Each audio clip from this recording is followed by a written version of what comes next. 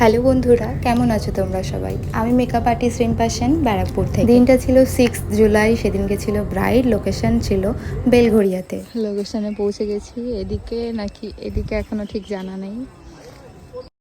কিছুক্ষণ দাঁড়িয়ে থাকার পর ব্রাইডের বাবা এসে আমাদেরকে রিসিভ করে। আচ্ছা, হাই নেহা, আজ তোমার ব্রাইডাল ডে, তো কেমন কি লুক চাইছো বলো?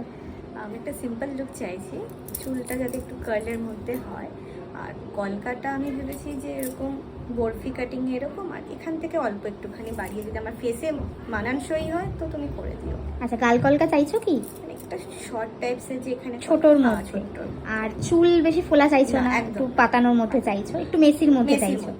আচ্ছা আচ্ছা, আইসে কি একটু কালারফুল চাইছো নাকি নিউডের মধ্যে? যদি মনে হয় যে ভালো লাগবে তো করতে পারো। আচ্ছা, আমি তো ওই টানা টানা ছোটটা চাইছি। আচ্ছা, লিপসে এমন কোনো ব্যাপার আছে যে নিউড চাই বা রেড চাই? যেটা মানাবে সেটা। ওকে, চলো। ব্রাইড কেমন কি লুক চাই সেটা জেনে নেওয়ার পর চটজলদি সেই কাজে লেগে পড়লাম, কারণ ব্রাইডের পর ব্রাইডের মাকেও রেডি করানো হচ্ছিল। এবার আসি সেই দিনের কথায়, 6 তারিখ দিনটায় সকাল থেকে বৃষ্টি হচ্ছিল। ইভেন শুধু সকাল থেকে না, সারাটা রাত সেদিনকে বৃষ্টি হয়েছিল। চারিদিকে বেশিরভাগ জায়গায় জল জমে যাওয়া, ইভেন আমার বাড়ির সামনেও প্রচণ্ড পরিমাণে জল জমে গেছিলো। রীতিমতো ক্যাব আমার বাড়ির সামনে পর্যন্ত আসতে পারছিল না, এতটাই জল জমে গেছিলো।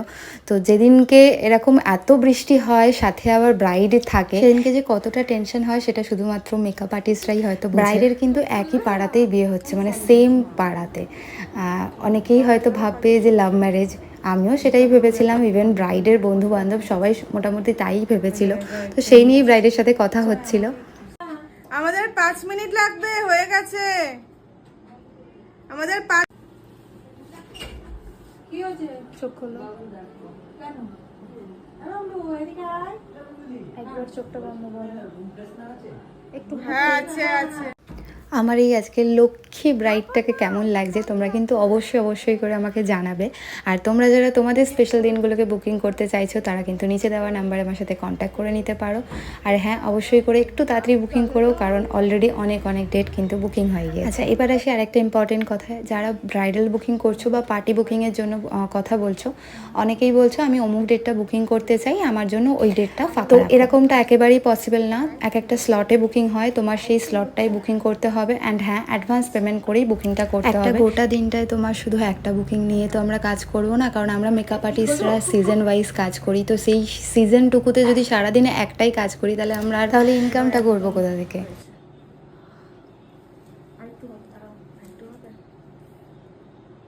আমি বেরিয়ে যাবো, বুঝেছো? একা যাবি না? না, কাউকে ভাইদেরকে নিয়ে নেবো সাথে। রোহিতের ওই টোপরটা নিয়ে যাবো, লাগলে বলবো কিন্তু। আর একটু ঢোকাবো তো? আরামসে। বাস, লাগছে বলছে, আরো ঢোকাও। ঠিক আছে।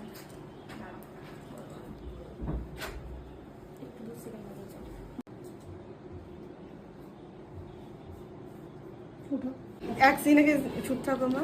আচ্ছা, বলো কেমন লেগেছে? আমার খুবই ভালো লেগেছে, পুরো দুর্গা ঠাকুরের মতন চেয়েছিলাম, আমাকে ওরকমই বানিয়ে দিয়েছে। আমি ভীষণ satisfy. Thank you so much. বলছে কি? খুব ভালো সাজিয়েছে, খুব ভালো লাগছে, খুব সুন্দর হয়েছে। Thank you. নিজের বোনকে দেখে একদমই চিনতে পারি। ভালো লাগছে না খারাপ? না, ভালো লাগছে, কেন? ভালো লাগছে। হ্যাঁ। আচ্ছা, থ্যাংক ইউ।